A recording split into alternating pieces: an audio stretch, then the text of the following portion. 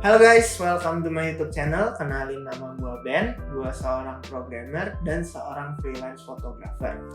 Di video pertama gue ini, gue bakal share tentang setup WFH gue yang udah gue buat selama kerja di rumah.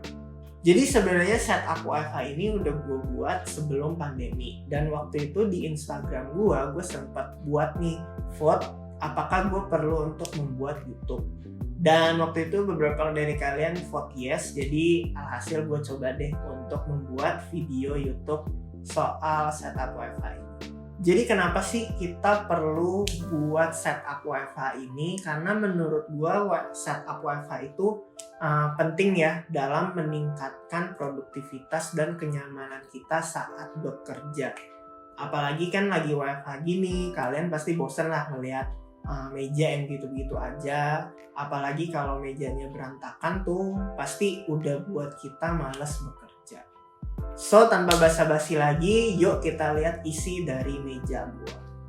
Benda pertama yang bakal gue share ke kalian adalah mousepad. Mousepad yang gue punya ini berukuran 80x30 cm dengan corak hitam polos. Menurut gue mousepad ini bagus ya, dengan bahan yang menurut gue nyaman ketika digunakan, dan di bawahnya itu ada anti slip, jadi nggak mudah untuk bergeser.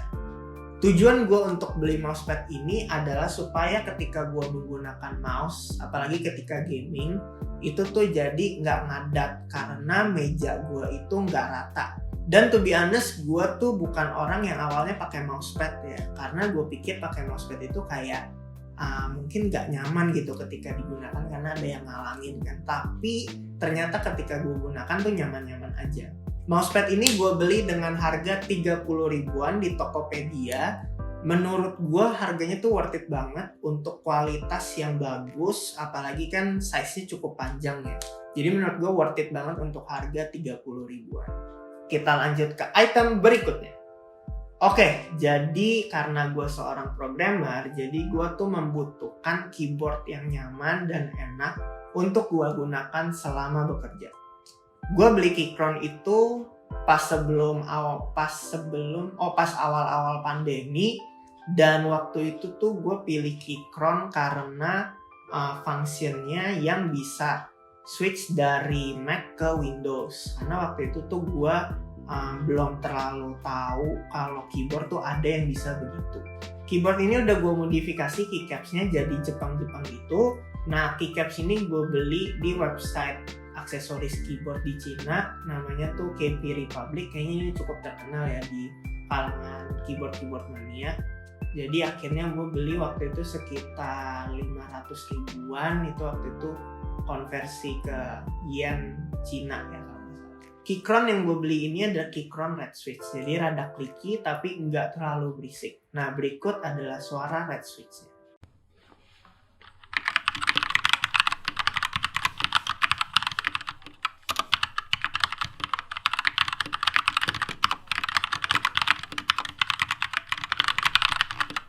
Keyboard ini gue beli dengan harga 1 komaan di Tokopedia, waktu itu rada rebutan ya. Kalau nggak salah gue beli di Good Gaming Shop deh, mungkin kalian bisa cek Tokopedia-nya. Dan keycapsnya sendiri seperti yang tadi gue udah bilang, itu gue beli sekitar harga 500 ribuan. Itu udah termasuk ongkos kirim dari Cina ke sini.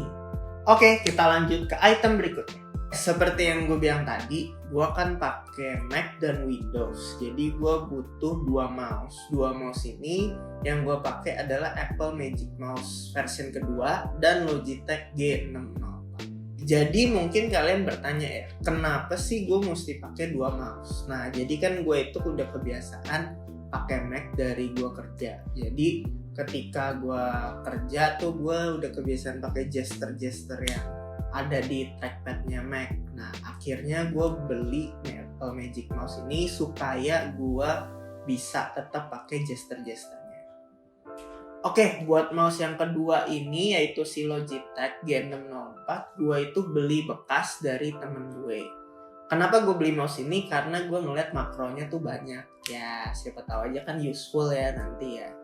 Dan buat mouse ini sih gue nggak terlalu rewel sih, karena cuma untuk main Dota. Buat Apple Magic Mouse ini ada di harga sekitar 1,2an, dan untuk Logitech G604 34 yang baru itu ada di sekitar 1,3an.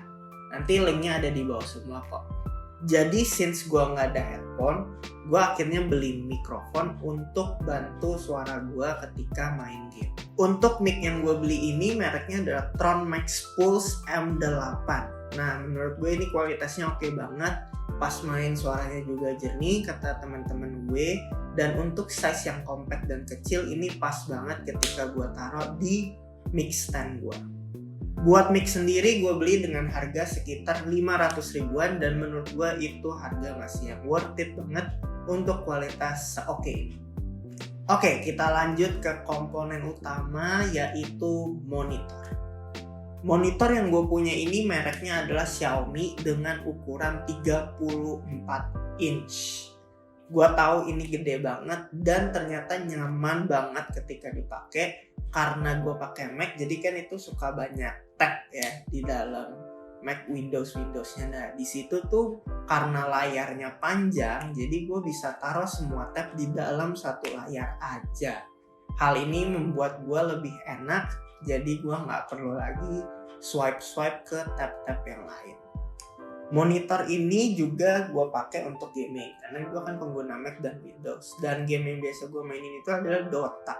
Dan satu kata yang gue describe layar ini ketika gue main Dota adalah amazing.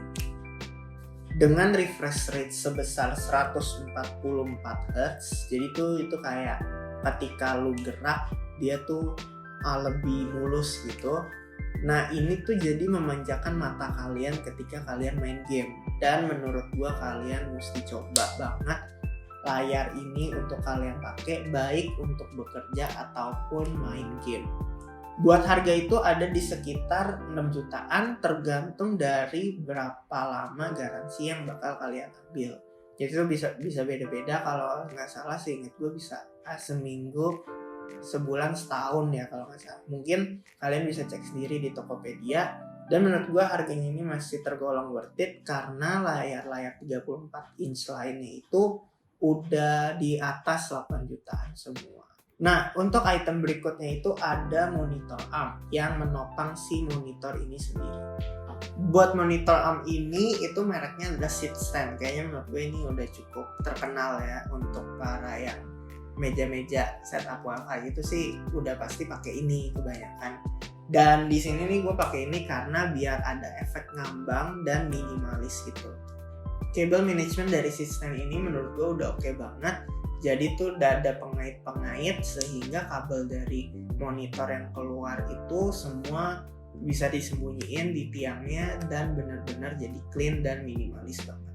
Buat harga sendiri ini waktu itu gue beli sekitar harga 400 ribuan di Tokopedia. Kalian bisa cek aja, cuma make sure itu berat monitor kalian tuh mampu ditopang oleh si monitor arm ini. Oke, jadi gue mau kasih sedikit tips ketika beli monitor arm ini. Gue sih nggak tahu ya kenapa, kayaknya jarang banget dan hampir nggak pernah gue ngeliat orang kasih tahu ini. Jadi tuh kalau misalkan monitor kalian keberatan sedikit, dia tuh bakal sedikit swivel ke arah depan terus karena kan keberatan. Jadi tuh kalau misalkan kalian ketemu masalah seperti itu dengan monitor kalian bisa buka aja, terus habis itu kalian putar engselnya, itu bisa diputar, nanti dikasih kunci L, dan nanti kalian nggak usah peduli lagi dengan masalah swivel ke depan karena dia jadi kencang dan swivelnya tuh jadi ngunci. Nah di meja gue ini ada beberapa pemanis-pemanis yang gue pakai, yaitu Nomad Wireless Charger dan Google Home. Nomad Wireless Charger ini gue pakai untuk ngecas HP gue karena kebanyakan HP gue udah wireless charging semua. Dan Google Home ini bukan cuma kayak pajangan doang, tapi Google Home ini juga gue pakai sebagai speaker in case kalau gue ya butuh dengerin lagu pakai speaker aja. Oke guys, jadi itu aja setup WFH gue. I know mungkin kayak barangnya rada mahal-mahal, atau mungkin kalian juga cari YouTube lain itu kayak banyak banget barang yang mesti dibeli. Tapi yang mau gue remind ke kalian adalah belilah barang sesuai dengan budget kalian masing-masing.